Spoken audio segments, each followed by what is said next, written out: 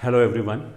ये एक छोटा सा वीडियो बना रहा हूँ क्योंकि मेरे को लग रहा है एक बहुत बड़ा डिस्क्रिमिनेशन और जाति होने वाली है कुछ बच्चों के साथ। तो दो मेरी आवाज़ बहुत छोटी है बट फिर भी मुझे अपना फ़र्ज़ निभाना है, तो मैं तो अपनी तरफ से तो बना ही रहा हूँ। हम एनटीए ऑफिशियल और जो एजुकेशन रेस्पेक्टेड एजुकेशन मिनिस्टर हैं उनसे मैं रिक्वेस्ट करूँगा कि जो बच्चे 2020 में 12th के अंदर अपीयर हुए हैं उनको हम ये 75% वाला क्राइटेरिया है वो उनको हटा दें, उनके लिए कम से कम हटा दें। अगर पॉसिबल है तो सभी के लिए हटा दें। अगर उनको लगता है कि कुछ बच्चों को रिलैक्सेशन देना है कुछ को नहीं देना है तो हम कैसे करेंगे, तो या तो सभी के लिए हटा दें और कम से कम जिसने 2020 में बोर्ड का एग्ज़ाम दिया है उन बच्चों के लिए तो ज़रूरी हटा दें। अब इसके पीछे लॉजिक क्या है वो मैं एक बार पॉइंट आउट करना चाहूँगा। दो सबको ये पता है and I am not sure why people are not raising their voice against this discrimination. जो दो बच्चे हैं, एक स्टूडेंट ए है एक स्टूडेंट बी है, दोनों ने 2020 में 12th का बोर्ड का एग्जामिनेशन दिया। बोर्ड के एग्जामिनेशन में बहुत उल्टा सीधा हुआ, कुछ पेपर आगे शिफ्ट हुए, कुछ लोगों ने कुछ बोर्ड्स ने कुछ पेपर ही स्क्रैप कर दिए और जो एग्ज़ाम हो चुके थे जिन सब्जेक्ट के उन्हीं के मार्क्स को एक्स्ट्रापोलेट करके उन्होंने बता दिया कि इतने परसेंटेज मार्क्स आए। कुछ बोर्ड्स ने 20 परसेंटाइल भी नहीं निकाला इसी वजह से अभी तक।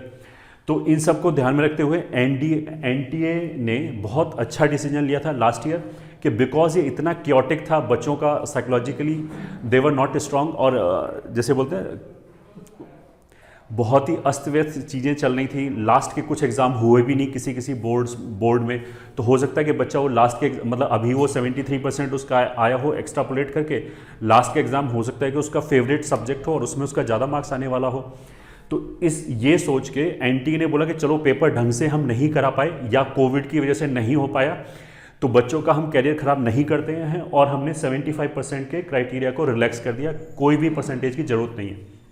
ये ठीक है, जो भी बच्चा 2020 में 12th के अंदर अपीयर हुआ था। अब उसी एग्ज़ाम के अंदर अगर एक दूसरा बच्चा है जो उसने लास्ट ईयर 2020 में 12th उसने दिया, अब वो जब 2021 में जा रहा है तो लॉजिकली बिकॉज ये एग्ज़ाम अगर इस बच्चे को ये बोल के अगर क्राइटेरिया छोड़ दिया गया कि तेरे साथ चलो बहुत अच्छा तेरे को टाइम नहीं मिला होगा प्रिपरेशन करने का, आने जाने में बहुत दिक्कत रही होगी, साइकोलॉजिकली ये हो गई कि कहीं कोरोना ना हो जाए, इस तरह की चीज़ें होंगी, कुछ जगह पेपर भी स्क्रैप हो गया, तो वो सब तो इस बच्चे के साथ भी हुआ है।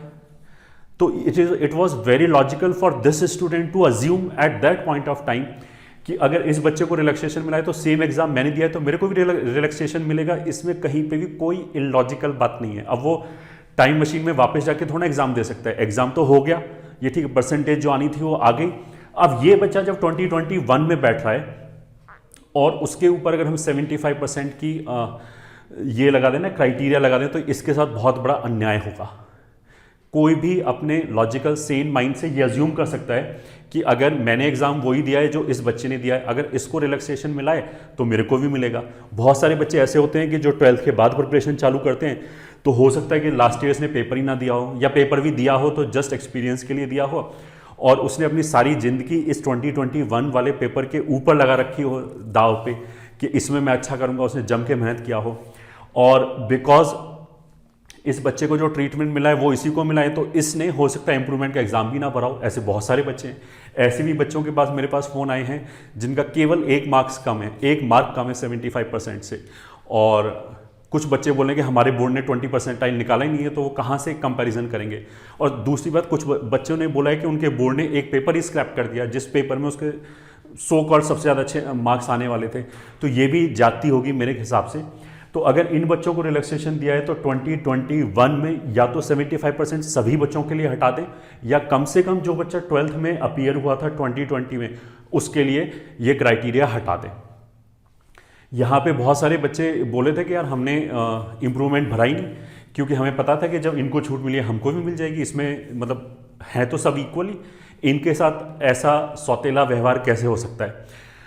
अगर ये किसी तरीके से पॉसिबल नहीं है, जो मेरे को लगता नहीं है कि क्यों पॉसिबल नहीं है, सब कुछ जो चेकिंग होती है या फिर जो क्राइटेरिया होता है सब कुछ कंप्यूटराइज्ड है। आप कंप्यूटर में एक लॉजिक डालो, आराम से बंदों को सेग्रीगेट किया जा सकता है। इसमें कोई हमें मैनुअल काम थोड़ा ना करना है। तो अगर आप सबको देना चाहते हो वेल एंड गुड, अगर सबको नहीं देना चाहते हो, केवल इन बच्चों को देना चाहते हो तो इन बच्चों को तो मिलना ही चाहिए। ये ठीक है, नेचुरल जस्टिस यही डिमांड करता है। फिर भी अगर किसी भी रीज़न से this is also not possible तो लास्ट रिजॉर्ट के लिए दिस इज नॉट मतलब ये आइडियल सिचुएशन तो नहीं होगा, क्योंकि अब अचानक उन बच्चों के दिमाग पे एक प्रेशर डालना कि तू वापस बोर्ड दे दे, अब भी इंप्रूवमेंट दे दे।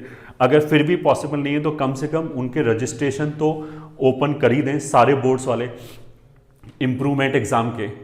किसी बच्चे का मेरे पास फोन आया, उसने ये बोला कि उसके बोर्ड में इंप्रूवमेंट की फैसिलिटी ही अवेलेबल नहीं है। तो अब ऐसे बच्चों के साथ तो बहुत बड़ा अन्याय हो जाएगा। तो अगर कुछ भी नहीं किया जा सकता है तो कम से कम इस इम्प्रूवमेंट एग्जाम के लिए रजिस्ट्रेशन अब दोबारा ओपन कर दें, ताकि वो बच्चा का आगे का कैरियर बच जाए। ये ठीक है, अगर वो बच्चा आगे एग्जाम नहीं दे सकता, उसने हो सकता है जी तोड़ के मेहनत किया हो, तो उसकी लाइफ काइंड ऑफ ख़त्म भी हो सकती है। इन ए सेंस प्रोफेशनल कैरियर उसका ख़त्म हो सकता है, बच्चा बहुत मायूस और डिप्रेस हो सकता है, और जबकि उसकी कोई गलती नहीं है। ये ठीक है, सेम बच्चे को अगर अलग तरह का ट्रीटमेंट मिल रहा है और उसने जो भी सोचा होगा अपने दिमाग में वो लॉजिकली सही सोचा होगा, तो हमें उसके साथ ये खेल नहीं खेलना चाहिए। मैं बोलूँगा कि ऐसे बच्चों के लिए कम से कम हम इतना तो कर ही सकते हैं कि इम्प्रूवमेंट एग्ज़ाम के लिए हम रजिस्ट्रेशन वापस ओपन कर दें ऐसे बच्चों के लिए जिन्होंने 2020 में 12th दिया हो। इस वीडियो को मैं बच्चों से अनुरोध करूंगा कि अपनी आवाज़ उठाएं और ट्विटर पे, इंस्टाग्राम पे, जहाँ पे भी, फेसबुक हो गया और यूट्यूब हो गया, वहाँ पे इसको ज़्यादा से ज़्यादा शेयर करें, ताकि ये आवाज़ हमारे एनटीए ऑफिशियल्स तक पहुँच पाए। जैसे एनटीए ऑफिशियल ने ये जो हमें 4 दिया है, 4 एग्ज़ाम का ऑप्शन दिया, दिस इज़ वेरी गुड। तो मेरे को लगता है कि दे आर कंसिडरेट, और अगर उन्हें ये लॉजिक समझ में आएगा या उनके पास तक ये बात जाएगी तो वो ज़रूर इस बारे में कुछ पॉजिटिव निर्णय लेंगे। तो इस डिस्क्रिमिनेशन को रोकने के लिए इस वीडियो को ज़्यादा से ज़्यादा शेयर करें अपने व्हाट्सएप पे अगर पॉसिबल है। मेरे को ये समझ में नहीं आया अभी तक लोगों ने आवाज़ उठानी क्यों चालू नहीं किया। एक बहुत बड़ा सेक्शन, मेरे पास इतने फ़ोन आए हैं कल से जब से ये अनाउंसमेंट हुआ है, तो बहुत सारे बच्चे इसमें बहुत मानसिक तनाव से गुजर रहे हैं। तो अभी तक तो लोगों को चारों तरफ से खड़े हो जाना चाहिए था कि ये ऐसा नहीं होना चाहिए, इसके लिए कुछ ना कुछ हमें पॉजिटिव स्टेप जरूर लेना पड़ेगा। तो I will again request you to share this video as much as possible. I am sure कि अगर ये बात एनटी ऑफिशियल्स तक पहुंचेगी तो वो ज़रूर इस बात का समाधान निकालेंगे और बच्चों के साथ ये अन्याय नहीं होने देंगे। Thank you.